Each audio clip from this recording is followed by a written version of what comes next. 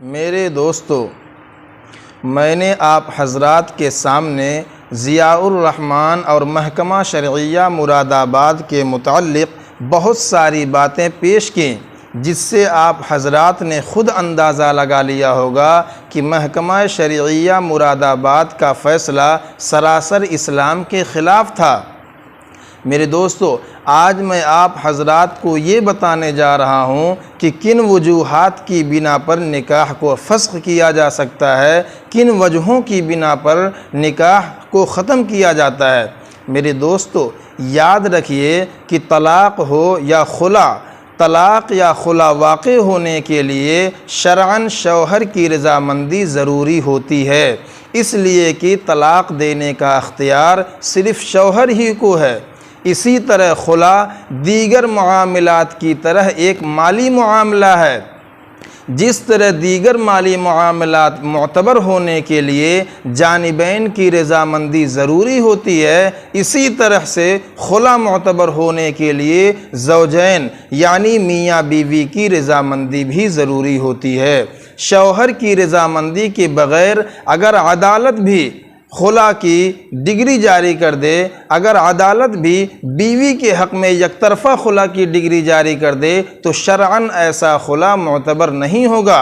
मेरे दोस्तों, अलबत्ता खुला के अलावा बाज़ मख़सूस हालात ऐसे हैं जिनमें काज़ी को ये अख्तियार हासिल होता है कि वो शौहर की इजाज़त की बग़ैर भी मियाँ बीवी में तफ़रीक़ कर सकता है, इसलिए कि निकाह के बाज़ हुकूक़ ऐसे हैं जो निकाह के मक़ासिद में से हैं और क़ज़ाअन उसकी अदायगी शौहर पर लाजिम आती है।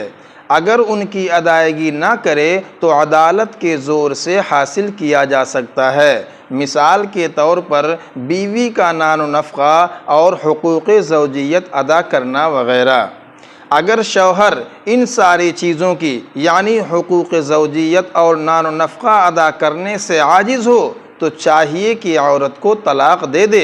ऐसी सूरत में अगर वो तलाक़ देने से इनकार करता है या शौहर तलाक़ देने के काबिल नहीं है तो काज़ी उसका कायम मकाम बनकर मियाँ बीवी में तफ़रीक़ कर सकता है, क्योंकि काज़ी को वलायत हासिल होती है, बीवी ख़ुद तफ़रीक़ नहीं कर सकती। इसलिए मेरे दोस्तों, अब उन वजहों को जानिए जिन वजहों की वजह से काज़ी निकाह को ख़त्म कर सकता है, फ़स्ख़ कर सकता है। नंबर 1, शौहर पागल या मजनू हो। नंबर 2, शौहर नान नफ़क़ा ना देता हो। नंबर 3, शौहर नामर्द हो। नंबर 4, शौहर मफ़क़ूदुल ख़बर यानी बिल्कुल लापता हो, उसका कुछ भी पता ना चलता हो, गायब हो गया हो। नंबर 5, शौहर गायब गैर मफ़क़ूद हो और औरत के लिए ख़र्च वग़ैरह का कोई इंतज़ाम ना हो और ना ही किफ़ालत का इंतज़ाम हो या औरत के मासियत में पड़ जाने का अंदेशा हो। नंबर 6, ज़रबे मुबर्रह यानी सख्त मारपीट करता हो।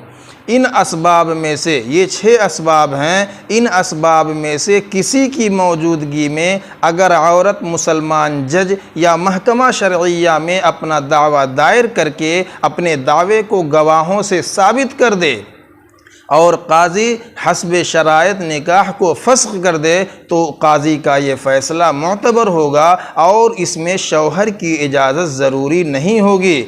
इसी तरह अगर शौहर अदालत में हाजिर ना हो सके तो अदालत शौहर की गैर मौजूदगी में भी निकाह को ख़त्म कराने का अख्तियार रखती है और निकाह फ़स्ख़ भी हो जाएगा। और मेरे दोस्तों, औरत इद्दत गुजारने के बाद दूसरी जगह शादी कर सकती है।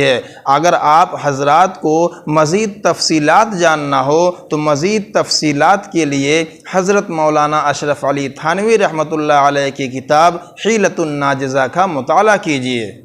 लेकिन मेरे दोस्तों, ज़ियाउर रहमान और महकमा शरइया मुरादाबाद के फ़ैसला के मुताल्लिक़ एक ज़रूरी वजाहत ये है कि लड़की ने अपने दरख्वास्त में, यानी ज़ियाउर रहमान की ज़ौजा ने अपनी दरख्वास्त में किसी तरह के जुल्म व सितम की, जुल्म व ज़्यादती की कोई बात नहीं की, बल्कि उसने अपनी दरख्वास्त में लिखा कि मैं साल भर तक अपने शौहर यानी ज़ियाउर रहमान के साथ में रही। इस दौरान बहुत सारी बातें ऐसी पेश आईं जिनकी वजह से मेरा मिजाज उनके मिजाज से नहीं मिल सका।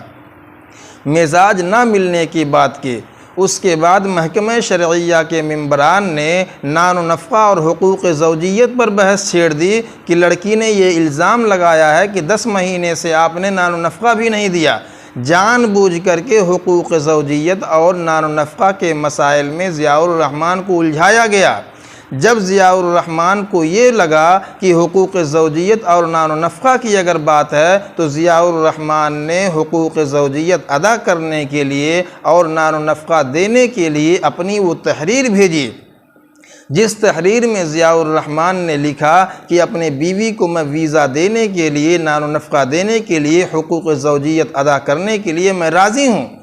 अगर वो आना चाहती है तो मैं टिकट वग़ैरह का इंतज़ाम करूँगा, वग़ैरह वग़ैरह। मेरे दोस्तों, ज़ियाउर रहमान ने अपनी उस तहरीर में सारी बातों का इकरार किया।